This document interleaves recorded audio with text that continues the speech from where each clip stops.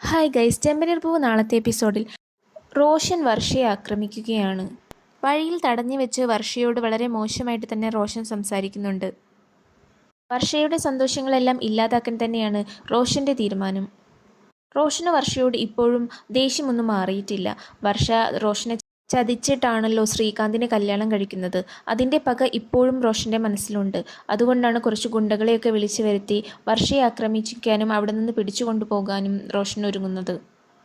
വഴിയിൽ വെച്ച് റോഷൻ്റെ ഗുണ്ടകളെല്ലാം കൂടി ചേർന്നിട്ട് വർഷയെ പിടിച്ചു കൊണ്ടുപോകാനും കാറിൽ കയറ്റാനും ഒക്കെ ശ്രമിക്കുന്നുണ്ട്. ഇത് കണ്ടുകൊണ്ടാണ് നമ്മുടെ രേവതി വരുന്നത്. രേവതി ഇത് കണ്ടുകൊണ്ട് ഒരു ഇഷ്ടികയൊക്കെ കയ്യിലെടുത്തിട്ട് ആ ഗുണ്ടകൾക്ക് നേരെയും റോഷന് നേരെയും എറിയുന്നുണ്ട്. അങ്ങനെ നമ്മുടെ വർഷയെ അവൾ രക്ഷിച്ചെടുക്കുന്നു. അവിടെ ബാക്കിയുള്ളവരൊക്കെ ഇവർ തട്ടിക്കൊണ്ടുപോകുന്നൊക്കെ നോക്കി നിൽക്കുകയാണ്. അപ്പോഴാണ് നമ്മുടെ രേവതി വന്നിട്ട് വർഷയെ രക്ഷിക്കുന്നത്. ഇഷ്ടികയുടെ ഏറുകൊണ്ട് നമ്മുടെ റോഷന് നല്ല പരിക്കൊക്കെ പറ്റുന്നുണ്ട്. അവിടെ നിന്ന് ഗുണ്ടകളെല്ലാവരും പിന്മാറുകയാണ് പിന്നീട് ചെയ്യുന്നത്. വർഷ വല്ലാണ്ട് പേടിച്ചു പോയിട്ടുണ്ട്. ഗുണ്ടകളിൽ നിന്ന് രക്ഷപ്പെട്ടിട്ട് വർഷ നേരെ രേവതിയുടെ അടുത്തേക്കാണ് ഓടുന്നത്. രേവതിയെ കെട്ടിപ്പിടിച്ചുകൊണ്ട് വർഷ കരയുന്നുണ്ട്.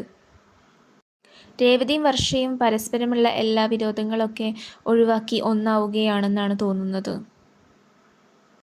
രേവതിയുടെ ഈ പ്രകടനത്തിലാണോ എന്നറിയില്ല, കുറേ മീഡിയക്കാരൊക്കെ വന്നിട്ട് സംസാരിക്കുന്നുണ്ട്. രേവതി ഇനി ഒരു കുട്ടിയെ രക്ഷിച്ചത് അറിഞ്ഞിട്ടാണോ അറിയില്ല. സച്ചിയുടെ അടുത്താണ് മൈക്കുമായി ചെല്ലുന്നതും സച്ചിയാണ് സംസാരിക്കുന്നതുമൊക്കെ.